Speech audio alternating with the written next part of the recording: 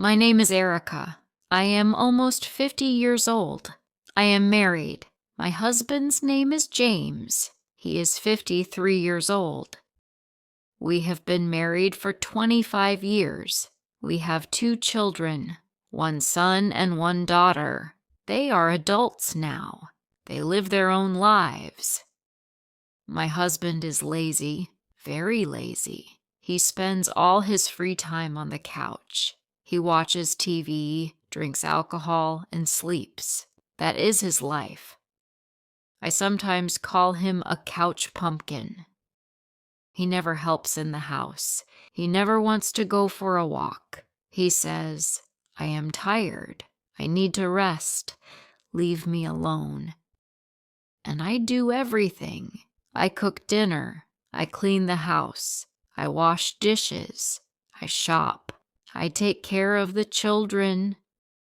We used to love each other, but that was a long time ago.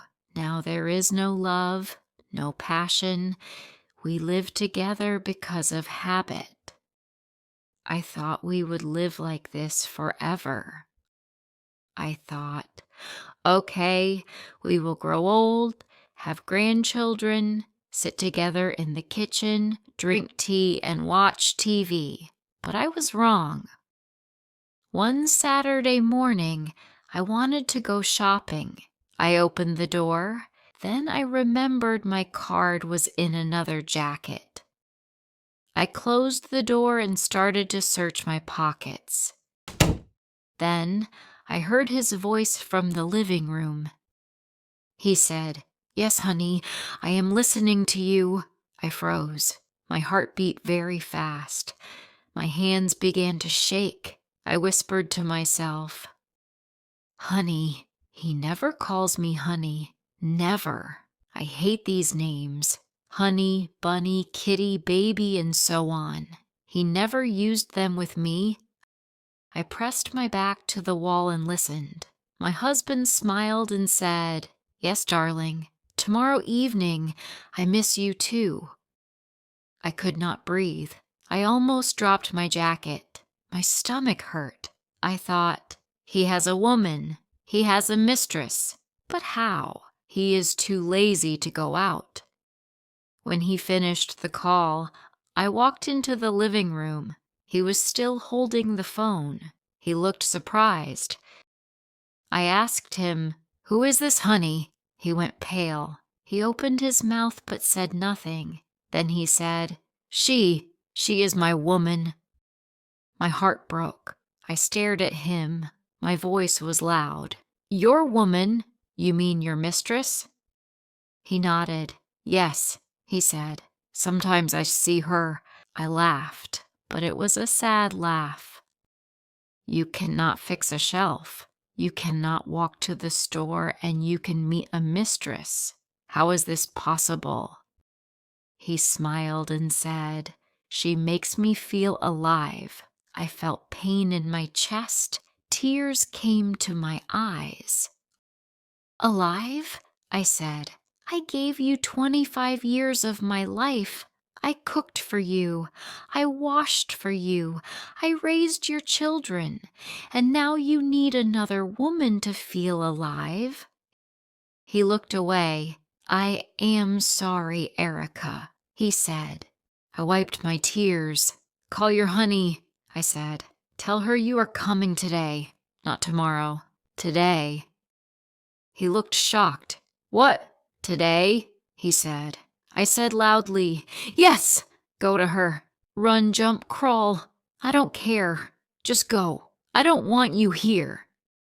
He sat on the couch and did not move. His face was sad. "But this is my home, Erica," he said. I shook my head. "Not anymore," I said. "You destroyed it. Go to your mistress. I need to think about my life." He took his wallet and car keys. He looked at me one last time. "Please, Erica," he said. "I am sorry. Please forgive me." I did not look at him. I said nothing. He slowly left the house. I sat down at the table. I put my hands on my face and cried.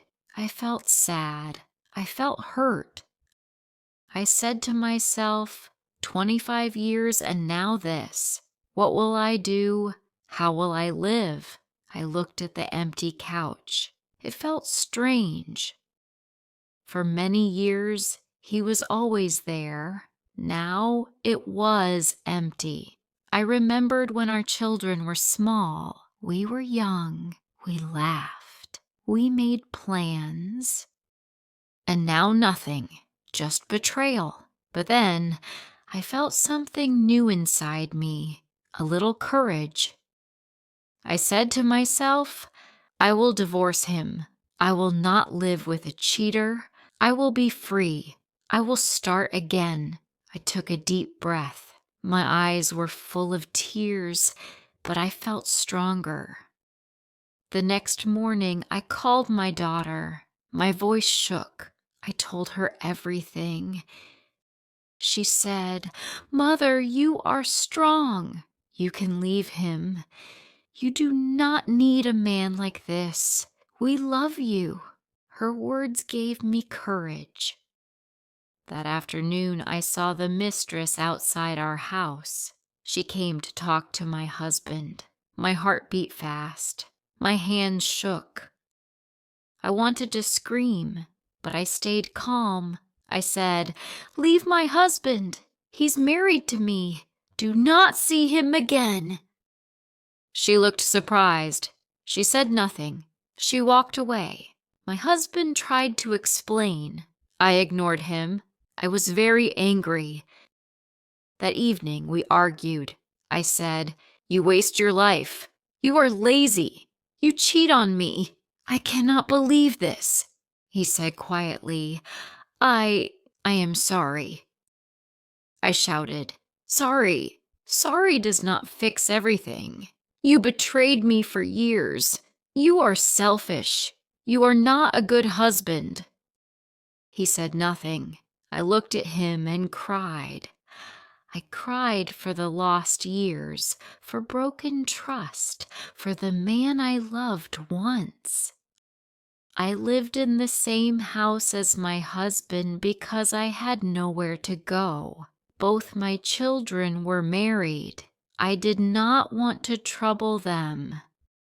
My husband said sorry many times, but I did not forgive him. He did not respect the woman who gave 25 years of her life to him. I called a lawyer.